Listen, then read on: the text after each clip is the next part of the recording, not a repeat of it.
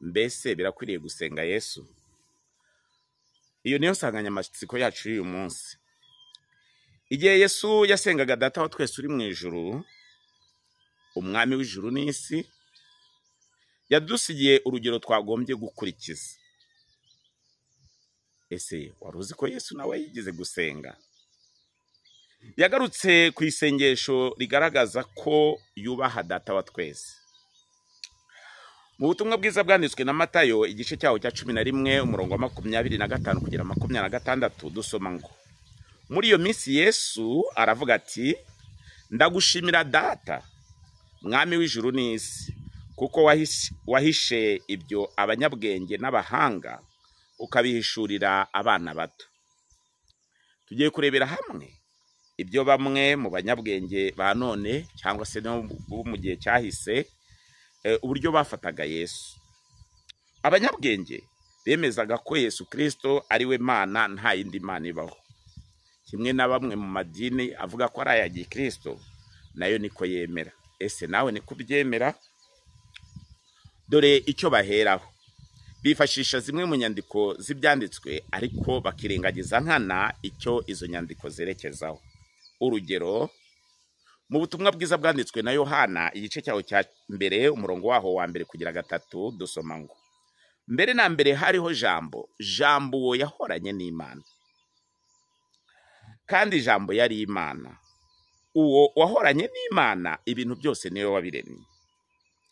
Nanone kwita Yesu ngo yahoranye n'Imana kandi Yesu akaza kurema, ibyo biraza kudushyira mu rujijo. Ese haba hari indi Mana isumba Yesu?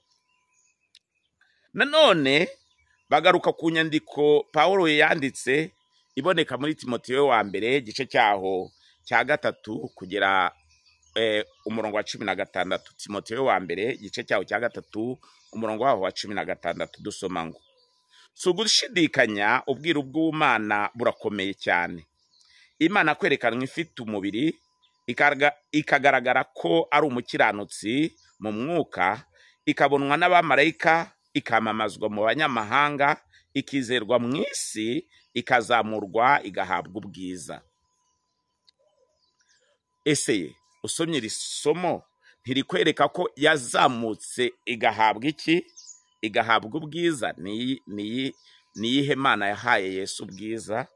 Nanone usomye mu butumwa bwiza bwanditswe na Yohana tumaze kureba igice cyaho cya mbere umurongo waho wa mbere kugera 3, hatubwira amagambo agira ngo, mbere na mbere hariho Jambo, Jambo yahoranye n'Imana, kandi Jambo yari Imana. Yahita bigaragara ko hariho Imana izi ebyiri. Ariko se ijambo Imana ubwaryo bivuga iki? Pawulo yabivuye imuzi abivugaho mu Bakorinto ba mbere igice cyaho cya 8 umurongo waho wa 5 na wa 6 dusoma ngo, nubwo hariho ibindi byitwa Imana ari byo mu ijuru cyangwa mu isi, nk'uko hariho Imana nyinshi n'abami benshi, ariko kuri twe hariho Imana imwe, niyo Data wa twese, ikomokwaho na byose, ari nayo dukesha byose. Kandi hariho umwami umwe ubeshaho byose, natwe akatubeshaho, ari we Yesu Kristo. Uwo mwami, ese uwo mwami twakagombye kumwita Imana? Reka turebere hamwe inkomoko ya Yesu. Ese wari uzi ko Yesu yaremwe afite itangiriro? Ijambo ry'Imana ritubwira ko Yesu yaremwe. Yesu yaremwe. Mu Bakolosayi igice cyaho cya mbere umurongo wa 14 na 15 dusoma ngo, Abakolosayi igice cyaho cya mbere umurongo waho wa 14 na 15 handitswe ngo, niwe waducunguje amaraso ye ngo tubone kubabarirwa ibyaha byacu. Ni nawe shusho y'Imana itaboneka, niwe mfura mu byaremwe byose, kuko muri we arimo byose byaremewe, ari byo mu ijuru cyangwa ibyo mu isi, ibiboneka n'ibitaboneka, intebe z'ubwami n'ubwami bwose, n'ubutware bwose n'ubushobozi bwose. Niwe wabiremye byose, kandi ni nawe byaremewe. Bivuga ko Yesu yararemwe, ahabwa ububasha na se. Ahabwa ububasha na se. Iki bitwemeza ko yahawe ubutware ni ikihe? Tugiye kurebera hamwe amagambo Yesu yihamiriza ubwe uburyo yagaragaje ko ububasha afite inkomoko yabwo. Tubibona mu butumwa bwiza bwanditswe na Yohana igice cyawo cya 5 umurongo wa 19, turareba uwa 20 ndetse dusimbuke na 30. Dusoma ngo ubutumwa bwiza bwanditswe na Yohana igice cya 5 umurongo waho wa 19, dusoma ngo Yesu aramusubiza ati, nukuri ndababwira yuko ari ntacyo umwana abasha gukora ubwe atabonye se agikora, kuko ibyose akora byose n'umwana ari byo akora. Kuko se akunda umwana we akamwereka ibyo akora byose, ndetse azamwereka n'imirimo irutiye kugira ngo mutangare. 30. Ntacyo mbasha gukora ubwanjye, ahubwo ko numvise niko nsha amateka, kandi ayo nsha n'ay'ukuri, kuko ntakurikiza ibyo nkunda ubwanjye, ahubwo nkurikiza ibyo yantumye ikunda. 31. Nakwihamya ubwanjye, guhamya kwanjye ntikuba ari ukukuri. Nakwihamya ubwanjye, guhamya kwanjye kwaba atari ukukuri. Yesu yavuze ko atari we wihamya, ahubwo yahamyaga Data wa twese wo mu ijuru. Ese birakwiye gusenga Yesu? Reka turebere hamwe. Ese Yesu yasengaga Imana?